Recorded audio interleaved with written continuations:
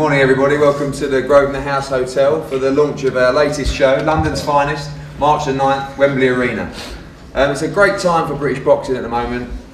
A number of our fighters involved in huge world title fights. I think the game is buzzing again and we're excited to get back to Wembley to display London's finest. Young fighters and talents at all different stages of their career, from world title aspirations to GB rising stars who are going to be huge future names within the sport.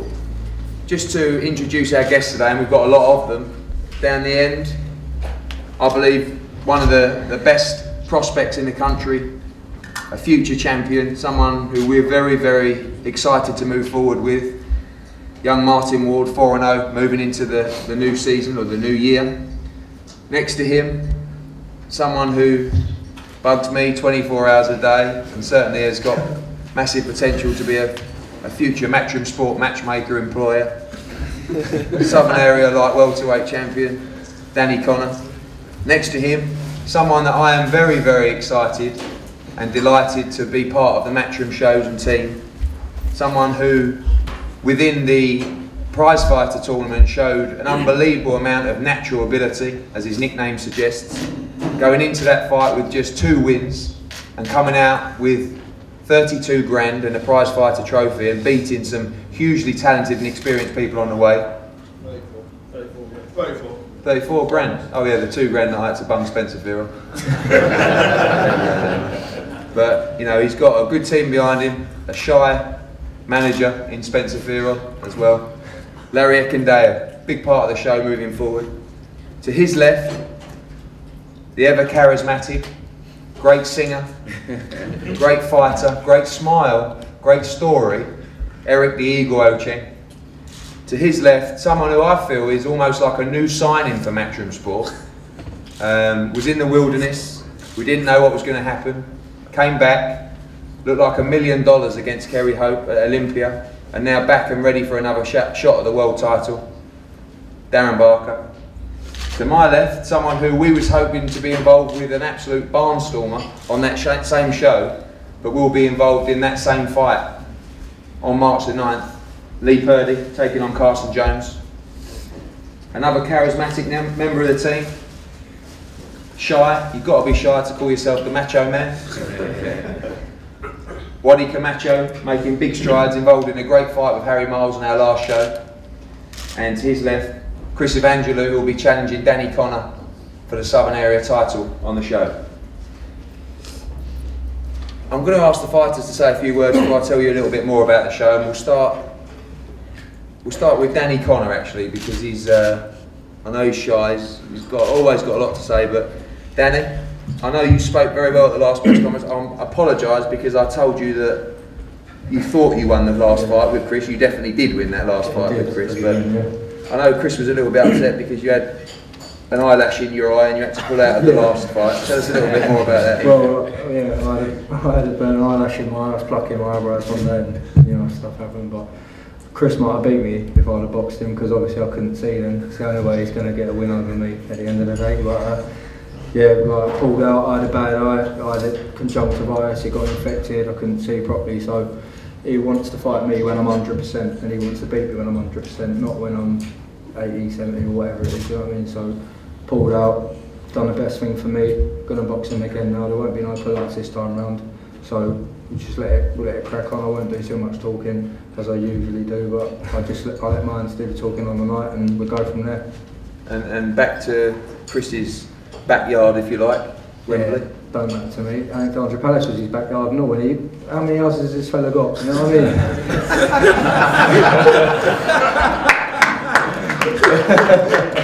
Yeah, no, it don't matter to me where it is, mate. I'm serious, like, it don't matter. I would literally fight him in his back garden, it wouldn't matter to me.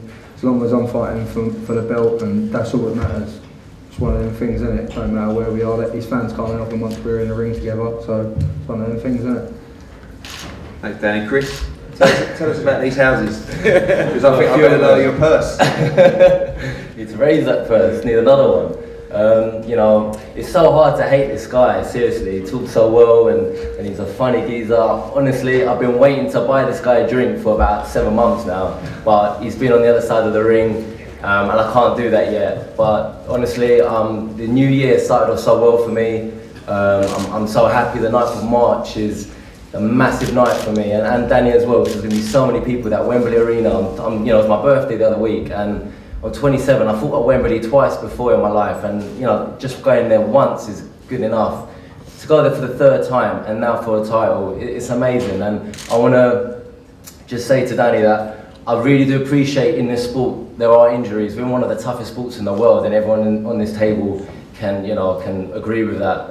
Apart from Eddie, put the fights on. But you know, I tell you now that the 9th of March is going to be such a big night for all of us. I've got so many fans coming down, waiting for this rematch to happen. Danny's been in my head too many months now. You know, every time I'm training, he's there, he's in front of me. Finally want to put this to bed, and then finally I'll buy you that drink. Yeah. All right, Danny? Yeah, cool. All right, let's get it on. Say one thing as well. This is like, I weren't forced to make this fight. The board didn't say that I had to take this fight. This is voluntary. Like I said, and I appreciate that. I would give him the fight. Thank you. Like no one's forced me into this. Like I want to clear things up. It was a close fight. Chris's fans or whatever, everyone said it was a close fight. Could have gone either way, which is fair enough. We've stopped living in the past now. You know what I mean? That's happened. It's gone. It's done and dusted. We get on with this next fight, and we see whose hands raised after that. And I appreciate taking the rematch, Danny. You're a man for doing that. Cool, but you know, let's be friends after the fight, yeah? Yeah, yeah. Cool. Let's do it. I wish I had some world champions that spoke as well as these two. This just shows you this is a Southern area title fight. This is a big fight for both of them, but one of the fights I'm looking forward to the most on the card, because I think it's a brilliant fight first time round. I think it's going to be a brilliant fight again. Larry, let's hear from you. That smile is different gravy, mate. It really is. Back on the card, obviously you had a huge night at a prize fighter. 34,000. Sometimes the worst thing that can happen to a young fighter winning that kind of money, because I know what kind of purse Spencer's after now. But you know, obviously you've never been past 4 rounds before, so we're stepping you up. An 8 or 10 rounder on the bill, and exciting times. Well, first and foremost, I want to say thank you to everyone that have believed in me, and most especially my team and Eddie Hands for making me showcase my talent on the Sky Sport. Winning 34 grand is a lot, to be honest, for the first time. I mean, that's my 3rd outing in the sport. You know, it's like I just won a jackpot, and yeah, and that helps as well. Going back for the first time after almost 11 years, and I buy a few cows and that,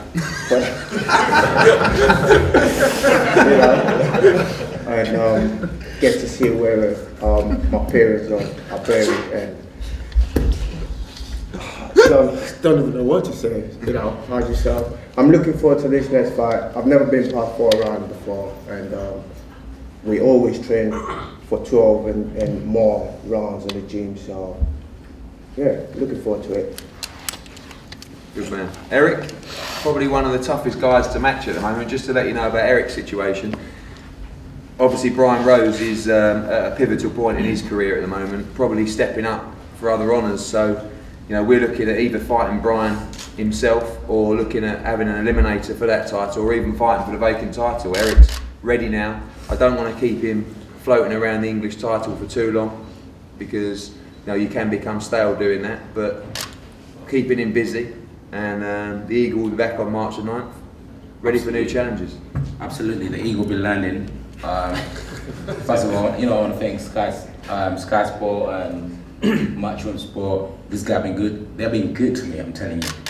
And it's a privilege to be a part of growing and of Matchrooms taking over.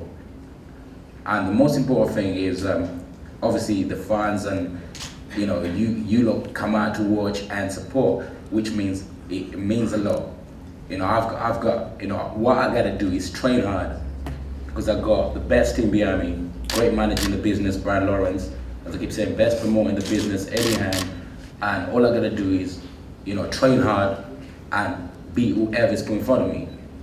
Every time they bring fights, I always take them, because as I keep saying, I can't stress it enough, but I see myself as a world champion. Before I had my first amateur fight, I knew what I want to achieve. So can't help it but be confident and be a part of a great team. And the 9th is coming, and I'm looking forward to it.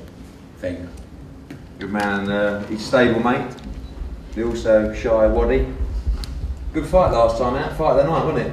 Yeah, definitely. It was a hard fight, you know, like last minute changing out. But you know, it's a good thing, like I said, that I went to Ireland. I was sparring with Mike Perez, so the southpaw stance was in my head.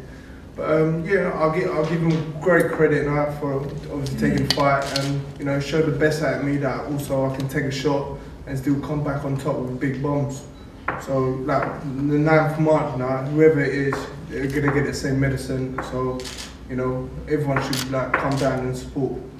An interesting spectator in the Chris Keane-McPhilbin fight tonight. Could be one for you tonight. Yeah, definitely. Like I always said, you know, like I believe I'm something special, and you know, obviously the time will come, you know, that I'm gonna be shown, and whoever it is for the 9th of March now, we're gonna get the same medicine as well.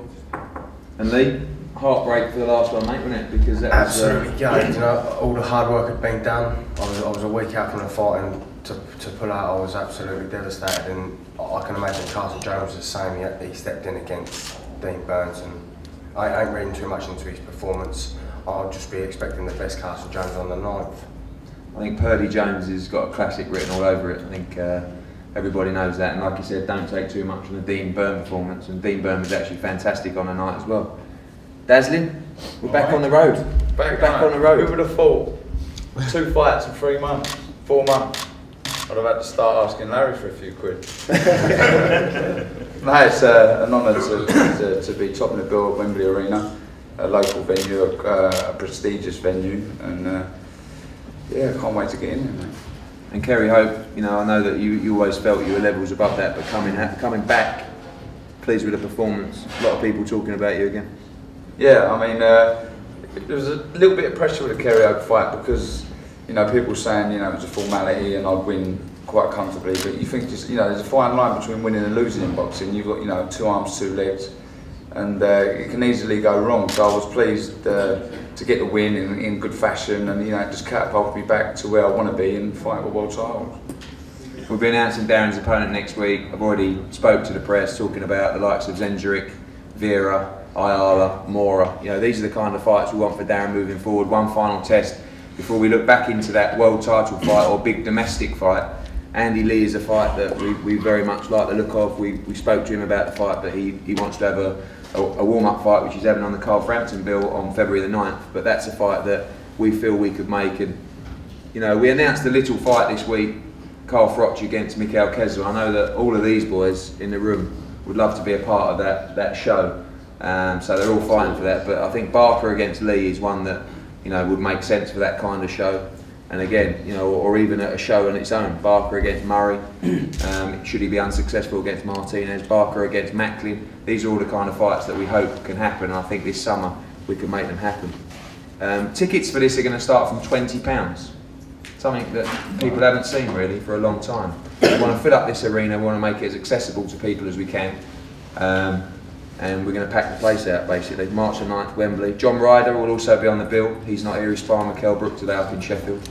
And we've got a couple of other very interesting people in the room which I want to make available for media as well. Barry McGuigan over there, and our super bantamweight star Carl Frampton taking on Kiko Martinez on February the 9th. A packed out Odyssey, tickets absolutely flying for that. And my good friend Callis Howland, who's been spoke to more times than my wife over the last week or so in making the Froch Kesler fight, so making use of those guys. And, you know, like I said before, boxing is buzzing at the moment. Every show we seem to go on sale with is just absolutely flying with the tickets. Odyssey, a brilliant example. We've got so many great young fighters, so many fighters at the top of their games, and it's going to be a huge year, not just for Matchroom boxing, for British boxing. And thanks as always for coming out to support our fighters, British fighters, and let's get behind the sport and our fighters and make it a huge year. So we have a photo now, and then take advantage of these guys for one-on-ones, and we'll see you on the 9th, if not before. Thank you very much.